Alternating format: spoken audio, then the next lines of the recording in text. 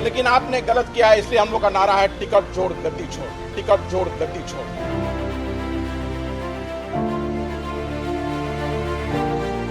Ticket छोड़ गद्दी छोड़।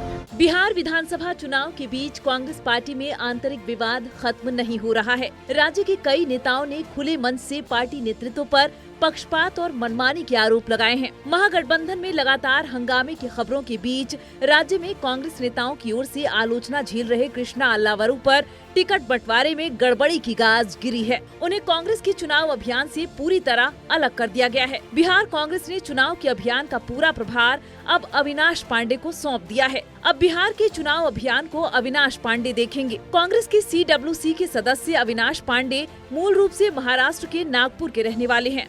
वह देश के जाने माने वकील भी रह चुके हैं।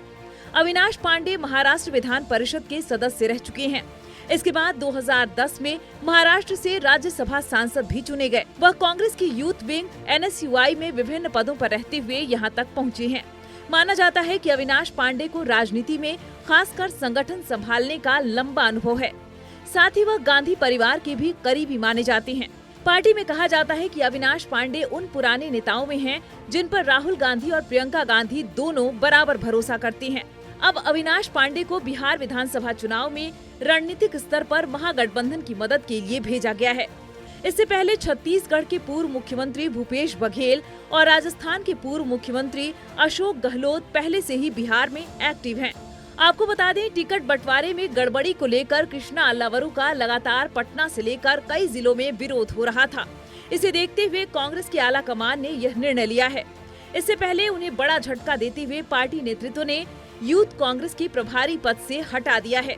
कृष्णा अल्लावरू की जगह पर मनीष शर्मा को यूथ कांग्रेस का प्रभारी बनाया गया है। बिहार कांग्रेस के प्रभारी कृष्णा अल्लावरू को टिकट बंटवारे को लेकर पार्टी नेताओं की नाराजगी झेलनी पड़ी है। बीते दिनों कांग्रेस के एक नेता ने अल्लावरू को टिकट चोर तक कह दिया। आपने गलत किया, ये गलत हुआ। संघ के लोगों को आपने टिकट दिया है बुला करके, ये गलत हुआ है। बिहार कांग्रेस ने दलित की बात की, हिस्सेदारी की बात की और सब संघ के लोगों को तुरंत टिकट ज्वाइन करा करके आपने टिकट दिया है। ये गलत है, इसका हम लोग विरोध करेंगे। ये गलत हुआ है। लोकतंत्र की हत्या आप लोगों ने की है। बिहार कांग्रेस में हम लोगों ने पूरा अपना जी जान लगाया है, पूरा जी जान लगा के एक नैरेटिव बनाने की कोशिश की, लेकिन जो राहुल जी जिस मशाल को लेके आगे चले हैं उसको ध्वस्त करने का काम किया गया है। तो हम लोग विरोध में हैं। पार्टी से निष्कासित कीजिए, जो कीजिए वो आपका आउटलुक है, लेकिन आपने गलत किया है, इसलिए हम लोग का नारा है टिकट छोड़ गद्दी छोड़। टिकट चोर कह रहे हैं आप? बिल्कुल बिल्कुल बिल्कुल बिल्कुल। बताया जा रहा है कि पटना में कृष्णा अल्लावरू के होटल से बाहर निकलते ही पार्टी के एक नेता ने अल्लावरू को टिकट चोर कहकर संबोधित किया।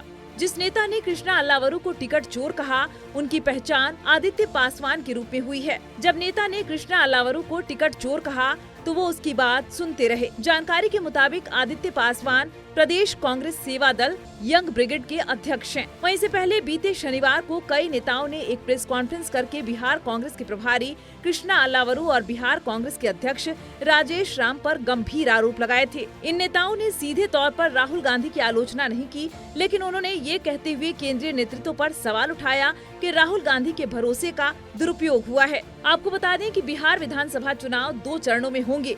पहले चरण की वोटिंग 6 नवंबर को और दूसरे चरण की वोटिंग 11 नवंबर को होगी। चुनाव का परिणाम 14 नवंबर को सामने आएगा।